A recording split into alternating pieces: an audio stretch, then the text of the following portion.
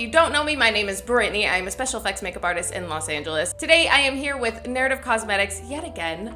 How lucky am I? And today we're gonna be going over another one of their brand new products, the Alcohol Drying Blood Kit. I mean, come on. The cool thing about these bloods is that they are liquid, but they do dry down to the touch, but they stay shiny and glossy, looking fresh and looking like wet blood, which is pretty awesome. There are also a ton of other cool features about this product, but as always, be sure you are subscribed. Make sure you like this video, comment. It would mean a lot, it really would. Because we're working with blood today, I thought this is the perfect opportunity to just do like a classic injury. So I have a couple cuts and slashes right here, if you can see those. These are foam latex, and I'm not gonna be going over too much how to apply them. If you want to see how to apply foam latex prosthetics, please watch some of my other videos or some videos that I have coming up. For today, we're just gonna focus on the alcohol drying bloods specifically, how to use them, what they do, what you should be careful of, you know, all that jazz. So I'm quickly gonna go ahead and apply these and I will be right back. Okay, so I have the prosthetics applied. We've got a big head gash right here and then a busted lip down here. I'm still kind of working on getting some color matching going, like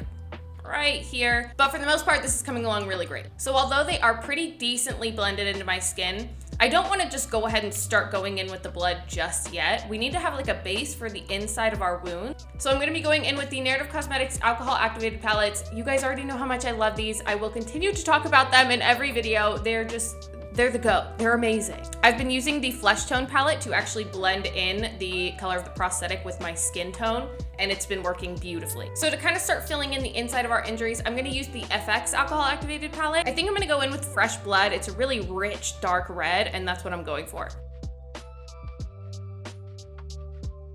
All right, so we have a good base going on for the inside of our injury. I did a little bit of that fresh blood, like I said, and then also a little aged blood to add some more depth and dimension inside. I also kind of bled out the redness to go around the perimeter of the injury, because if it's fresh cut skin, there's gonna be lots of blood flowing in that area. So now we can kind of dive headfirst into the blood. So this kit comes with 3 different shades. There's Scab, Dark, and Fresh. All right, so here are 3 swatches. First up, we've got Scab. I think this one is probably my favorite shade.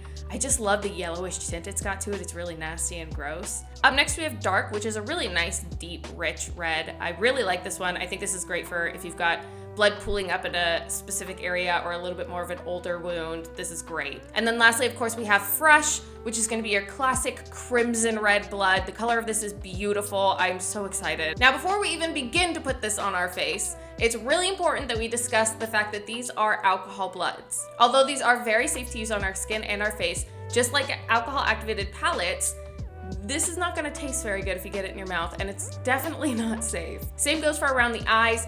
Alcohol going in your eyes is not gonna feel good. It could do damage, so please be very, very careful. We wanna shake these bad boys up real good before we start using them. Now, when you're applying this, you can use your fingers, you can use a sponge, you can use a brush, whatever you would like.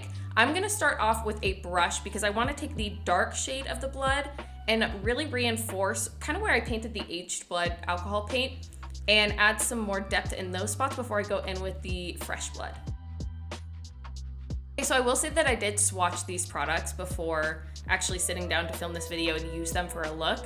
And now that I'm actually using it, the consistency of this blood is really, really interesting. It's almost like a cross between like a scab blood and a liquid blood kind of thing. It's kind of coagulaty almost. It's like a gel sort of consistency, and it's really great. Like I'm really digging working with it. And coming down here onto my lip, I'm not actually gonna go in my mouth with the blood. We're gonna stay outside of the mouth. So if you're doing a busted lip, be careful. Okay, this is looking pretty dang good. Wow, I'm digging this blood. This is very cool. I'm using Fresh now to add in some more bright red to the surface of the injury. And I'm using a little bit larger of a brush this time, and being a little more careless about getting the blood on the outside of the wound. So this is still a bit too clean. If I were to actually get sliced on my forehead and get a busted lip, I would look a heck of a lot more rough than this, and that's where the Scab shade comes into play. Like I said, my favorite thing about this shade is that yellowy tinge it has to it. So I want to use that to kind of smear blood on my face. Again, if I were to actually get sliced on my forehead, I would be horrified. I would be like rubbing my face, I'd be trying to wipe the blood away. The blood would be getting all over me. And so I think that the Scab is going to be really great for that. I'm gonna use a combination of my fingies and some brushes. This shade looks like it could have mixed in with my makeup a little bit, or maybe some dirt, or even kind of oxidized with the air and kind of changed its color. Mwah, I love it. I love it so much. I would have some blood kind of clumped in my brow. And though this does dry down, it doesn't dry down very quickly. So you do have a good amount of time to kind of play with it, move it around, smudge it, and really make it look exactly how you want before it sets. All right, so this is looking good. We're getting some color going on. We're getting some variation. The story's coming together. But the important thing is, if you were to just look at me like this, it looks like I have an injury stuck right here and an injury stuck right here.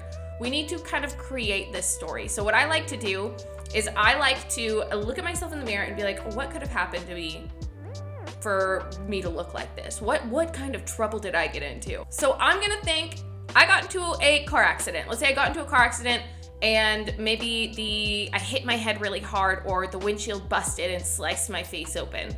So if that were to happen, there would be blood in a lot more places. So let's go ahead and remove this. And if I had hit my head and got a good slice right here, it's likely there would also be blood in my hair, on my scalp, things like that. So we're gonna go all in with this. I'm actually gonna drag this into my hairline up here, because I want there to be some blood caked into my hair.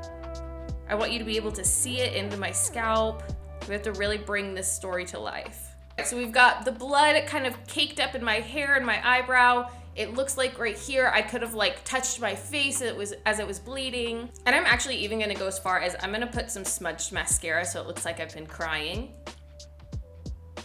All right, and just like that, it's looking like I got in a pretty bad accident. I would probably combine this sort of look with various other bloods too.